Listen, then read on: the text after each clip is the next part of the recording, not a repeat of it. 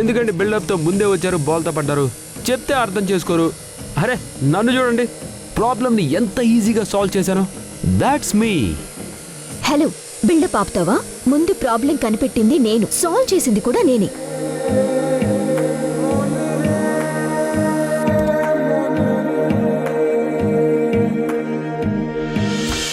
Hello madam, ఇందాకంటే ఏదో ఫ్లోలో ముందొచ్చారు. ప్రతిసారి నన్ను అలా దాటుకుని ముందుకు వెళ్ళడం చాలా కష్టం. నా వేగం వేరు, నా స్టైల్ వేరు, నా స్థాయే వేరు. అన్నా నువ్వు ఏసీ ఫుల్గా పెట్టు, బాగా వేడిగా ఉంది. మనం మండే ఎండలో చల్లగా వెళ్దాం. Bye madam. మేడం నేను ఇంటి దగ్గర వెయిట్ చేస్తూ ఉంటాను, మీరు అలా వచ్చేసేయండి.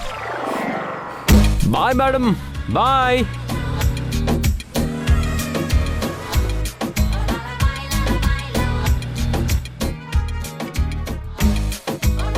ఎంత పొగరు వీడికి, నాస్టీ ఫెలో. దారిలో కార్ టైర్ పంచర్ అయిపోవాలి.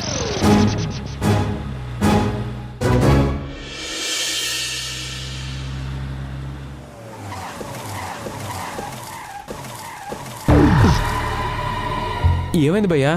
చూస్తానుండండి.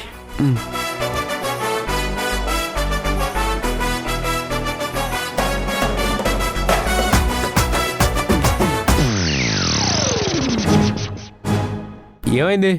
టైరు పంచర్ అయింది సార్. టైర్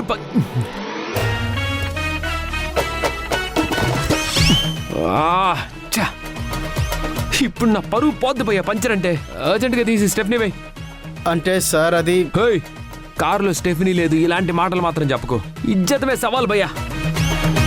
నిజంగానే లేదు సార్. ఏంది స్వామి నువ్వు? పోయింది.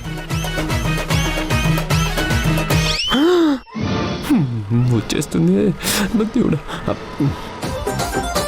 Cool breeze, long trees, nice air. ఏమైంది? ఏమైంది? ఏం కాలేదు.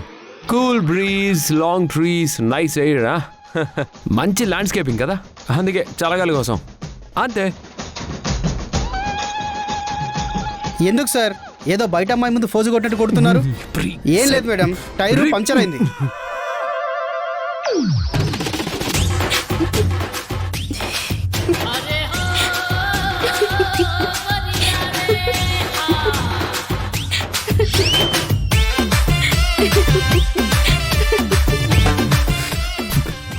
నిన్ను బాగా అయ్యింది. హలో మేడం, ఇందాక ఎక్స్ట్రాలు మాట్లాడావు కదా, నీకు బాగా అయ్యిందంటున్నా. చూడండి మేడం, పక్కనే పంక్చర్ షాప్ ఉంది.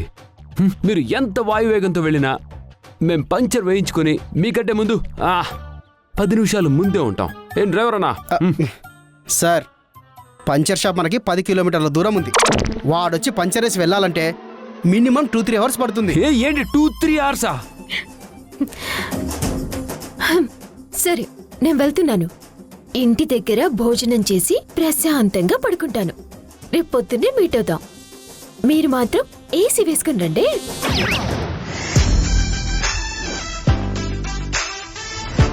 నన్ను ఇప్పుడు ఏం చేయమంటావు? వెళ్ళండి సార్, ఒకసారి మేడంని రిక్వెస్ట్ చేయండి. వెళ్ళండి సార్, వెళ్ళండి సార్. రాదుగారు ప్లీజ్.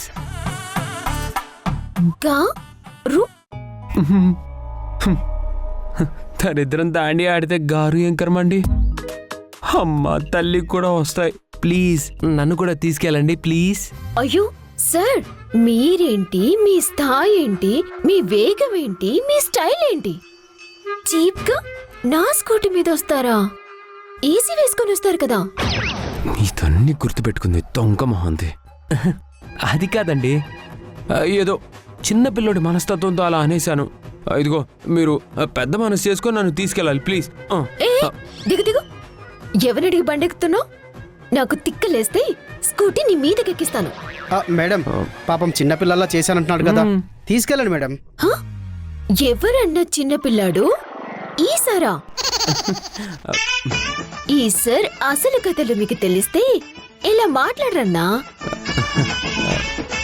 మేడం ఇటు సైడ్ ఒక్క బండి కూడా రాదు మేడం. సారు ఇబ్బంది పడతాడు. తీసుకెళ్ళండి మేడం.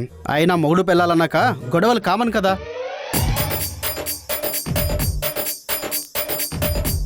పాపా ఏం పాయింట్ ఇచ్చావు డ్రైవర్ భయ్యా. ఇప్పుడు చెప్తా దీని పని.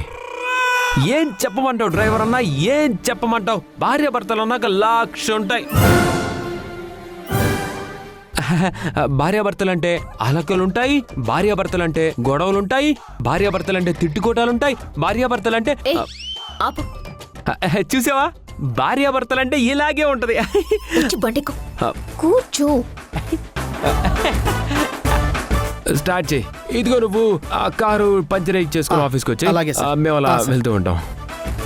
ఈ సాకుతో మీద పడ్డావో చంపేస్తా. బాబోయ్, నీ మీద పడ్డావా? పోనీ.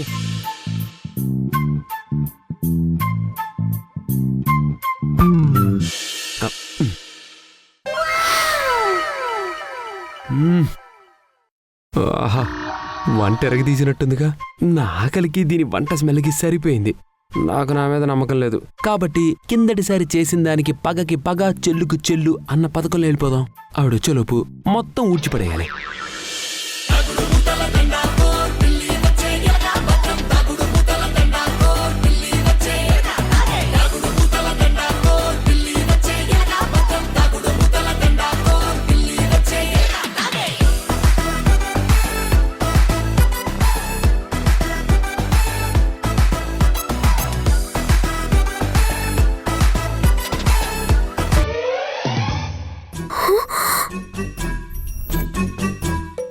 ఇక్కడ ఉండాల్సిన నా ఫుడ్ ఏది?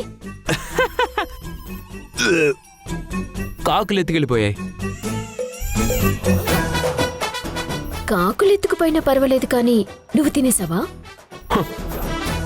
పగకి పగ, చెల్లుకు చెల్లు పథకంలో భాగంగా కిందటిసారి మీరంతా ఊడ్చుకొని నాకు పెట్టకుండా తినేశారు కదా.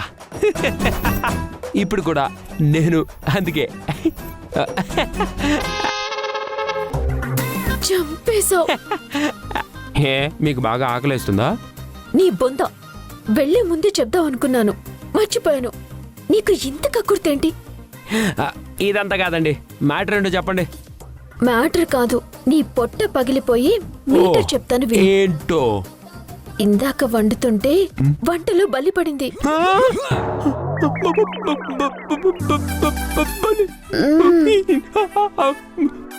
అందుకే అలా వండి పక్కన పెట్టేశాను. అది వచ్చి బయటపడేసి నిన్ను రిక్వెస్ట్ చేసి నీ దాంట్లో తిందామనుకున్నాను. కానీ ఈ లోపే నువ్వు దాన్ని నీ కడుపులో వేసేసావు.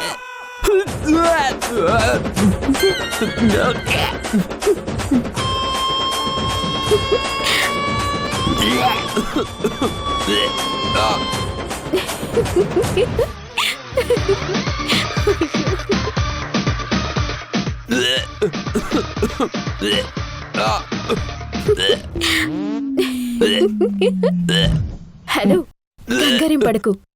ఆ ఫుడ్లో ఏం బల్లిపడలేదు. నేనే అబద్ధం చెప్పాను. వాట్? ఏం పడలేదా? చిన్న జలకిద్దామని. లేకపోతే నా ఫుడ్ తింటావా? ఇంకోసారి ఇలా చేసావనుకో, నెక్స్ట్ టైం నిజంగానే ఫుడ్లో బలి పడేస్తా. జాగ్రత్త. ఏంటండి మీరు? ఎలాంటి విషయాలైనా జోక్ చేయండి, కానీ తినే ఫుడ్ విషయంలో మాత్రం జోక్ చేయకండి.